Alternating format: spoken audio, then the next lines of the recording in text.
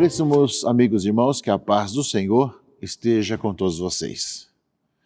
Tempo comum durante o ano, mês de junho, mês que nós temos várias celebrações de santos juninos, Santo Antônio, São João, São Pedro, e também algumas devoções importantes, celebrações litúrgicas que vão nos acompanhando, como já tivemos o Sagrado Coração de Jesus, mas também a festa de São Pedro e São Paulo, quando nós celebraremos o dia do Papa, mas já na solenidade transferida para domingo, que já vai cair em julho.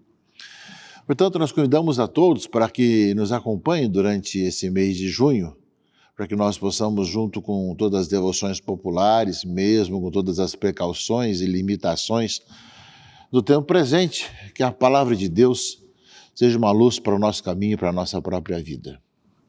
Estamos no 10º domingo do tempo comum.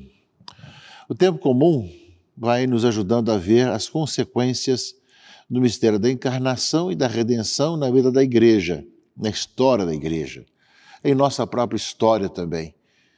Como que nós vamos vivendo e respondendo ao Senhor dentro dessas várias realidades que nós temos que enfrentar cada dia, cada momento. Algumas realidades do dia a dia da nossa família, do nosso trabalho, mas algumas realidades também extraordinárias, como o tempo que nós vivemos. Tempo de pandemia, tempo de grandes preocupações, tempo de questões ideológicas e bastante arraigadas de intolerância, tempo em que nós vemos a necessidade também de pensar em tantas pessoas que passam por problemas também de desemprego, questões de alimentação, quantas situações que vão existindo. A igreja caminha na história e que, ao mesmo tempo que ela tem aqueles que a atacam, que vêm de fora, né, que não querem saber de acreditar que possa alguém crer em Deus, então fazem de tudo para que aquilo que seja dominante na legislação, do julgamento, seja o ateísmo. E também nós temos, junto com toda a questão que nós enfrentamos de fora, também enfrentamos de dentro. Divisões, separações, intolerâncias, também dificuldades de convivência entre pessoas que pensam diferente e tantas acusações que muitas vezes nos dividem. Essas questões todas que sempre existiram, mas que agora com as mídias digitais ficaram muito mais evidentes, muito mais próxima das pessoas, que levam muitas vezes pessoas que não tiveram oportunidade de ler livros, de estudar a história da igreja, de estudar as várias questões dogmáticas e as várias questões que vão surgindo, acabam muitas vezes se escandalizando e acabam muitas vezes não vendo os caminhos, porque chega muito próximo das pessoas opiniões e não a verdade e não a orientação segura da igreja. É nesse aspecto que acho que a palavra de Deus hoje coloca para nós sobre essa situação de pecado que muitas vezes nos faz escandalizar os outros e também nos divide internamente. No Evangelho deste domingo, 10º domingo, meus irmãos e irmãs, aparece de um lado, ou seja, os parentes de Jesus que saíram para agarrá-lo porque diziam que estava fora de si, porque foi tanta gente atrás de Jesus que nem sequer podiam comer Jesus e seus discípulos, não é? E aqui no finalzinho do Evangelho vai lembrar que chegou sua mãe e seus irmãos e ficaram de lado de fora e mandaram chamá-lo, não é? Então, nesse aspecto todo, parece a questão interna, mas também aparece a questão externa, ou seja, os mestres da lei que tinham vindo de Jerusalém diziam que ele estava possuído por Beelzebu e que era pelo príncipe dos demônios que ele expulsava os demônios. Então tem as argumentações de Jesus, né, sobre a questão como é que o demônio vai expulsar seu próprio demônio, a si mesmo, etc., divisão entre si. Mas aparece, caríssimos amigos e irmãos, de um lado, né, que fala Jesus, ou seja, que os pecados podem ser todos perdoados, menos quem blasfemar contra o Espírito Santo. Vamos acreditar que é possível o perdão dos pecados pela ação do Espírito Santo no meio de nós, não é? E Jesus falou isso porque diziam, ele está possuído por um espírito mau. Ou seja, se realmente não crê em Jesus Cristo como aquele que nos traz todos esses dons e a salvação, evidentemente que não pode experimentar o perdão. E do outro lado, diante da família, né, e da própria mãe, ele vai falar dessa família que crê, como sua mãe acreditou. Quem é minha mãe, quem são os meus irmãos? E olhando aos que estavam ali ao redor, disse, aqui estão minha mãe e meus irmãos. Quem faz a vontade de Deus, esse é meu irmão, minha irmã e minha mãe. Então nós vemos, meus irmãos e irmãs, essa questão de ser atacado pelos de fora e ter divisões internas também, incompreensões, não é de hoje. Faz parte um pouco da nossa própria gênese. E cabe a nós termos essa mesma sensibilidade e abertura de Jesus como ele nos ensina.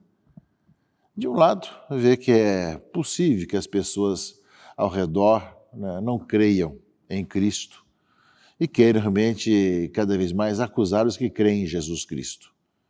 E ele deixou bem claro isso daqueles que realmente não creem que ele seja o Filho de Deus.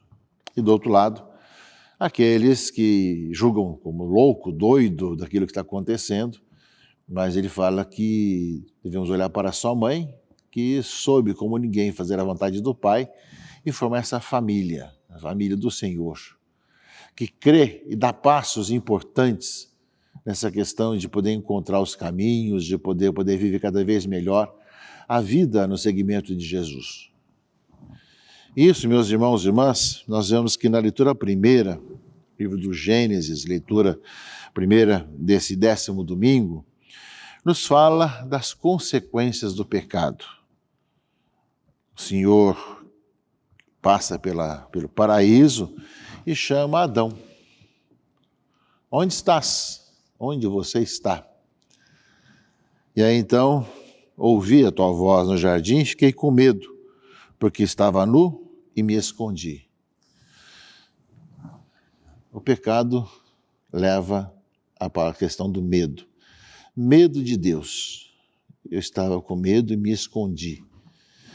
O ser humano vai passar muitas vezes e contar muitas histórias porque, mesmo sem consciência do pecado, ele vai ver que ele tem medo de Deus e se esconde de Deus. Se esconde através de filosofias, de ideologias, de palavras, de escritos, de diversas formas. Isso sempre aconteceu e vai acontecer sempre. Eu estava com medo e me escondi. Ali, realmente, na palavra de Adão, aparece toda a história do relacionamento com Deus, que quando o pecado nos leva a nos afastar dele, temos medo. A leitura do Gênesis continua lembrando. E quem te contou isso, Adão? Como é que você entendeu tudo isso? Aí Adão culpa a mulher. A mulher que tu me deste por companheira, foi ela que me deu do fruto da árvore e eu comi. Ou seja, Adão não assume que ele errou. Não assume que foi ele quem realmente desobedeceu ao Senhor. Culpa logo a mulher e ainda culpa a Deus que lhe deu a mulher. Essa mulher que você me deu é que me levou a errar. E ainda mais, perguntou para a mulher, e você, por que você fez isso? A serpente enganou-me e eu comi. Ou seja, diante do pecado, diante da desobediência ao Senhor, ninguém assume que errou. Adão culpa a mulher culpa a serpente. Ou seja, nós vamos encontrar a solução no Evangelho.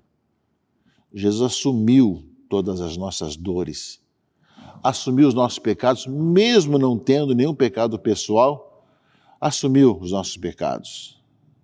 Ele assumiu a nossa culpa e pagou por elas, pagou pela nossa desobediência.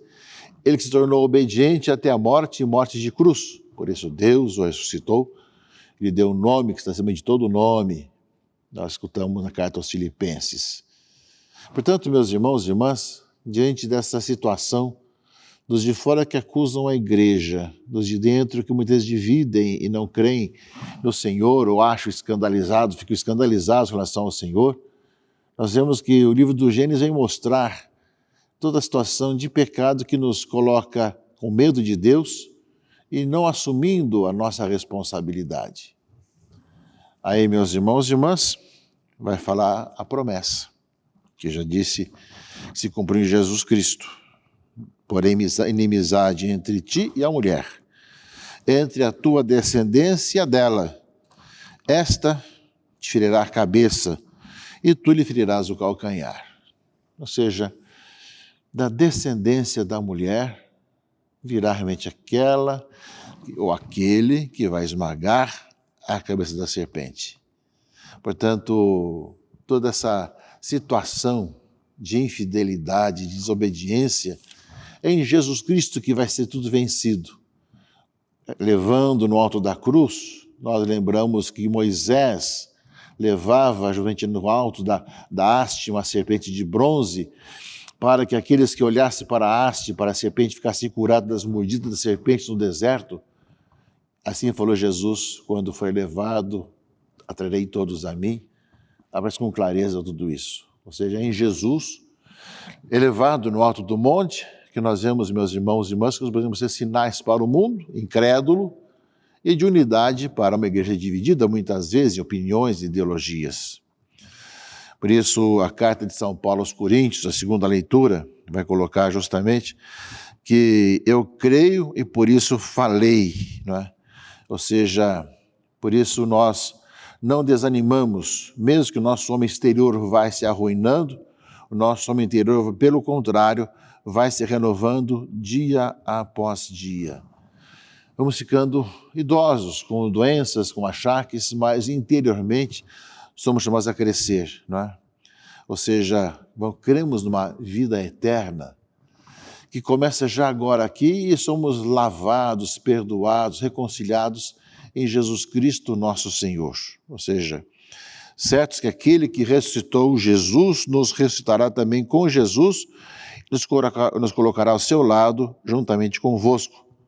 E tudo isso é por causa de vós, para que a abundância da graça em um número maior de pessoas faça crescer a ação de graças para a glória de Deus. Uma palavra que nos fala dessas realidades nossas, de críticas, de divisões, consequências do pecado e, ao mesmo tempo, da certeza de que o Senhor, como nos prometeu, enviou o seu Filho, que derramou seu sangue por nós, pagou pelos nossos pecados, levou sobre si os nossos pecados, as nossas dores, e realmente, pagando nossos pecados, nos dá a graça e o dom de poder colher o perdão, a misericórdia que Ele tem para conosco. Cabe a nós acolher, assumir esse dom e, consequentemente, anunciar essa boa notícia aos irmãos e irmãs. E, ao mesmo tempo, caríssimos irmãos e irmãs, não desanimarmos com os ataques que recebemos, nem com as divisões que temos, nem tampouco com tantas situações que levam, né, a pessoa a ficar com medo de Deus devido ao seu pecado, mas tenhamos sempre nossos olhos fixos em Jesus Cristo, nosso Senhor.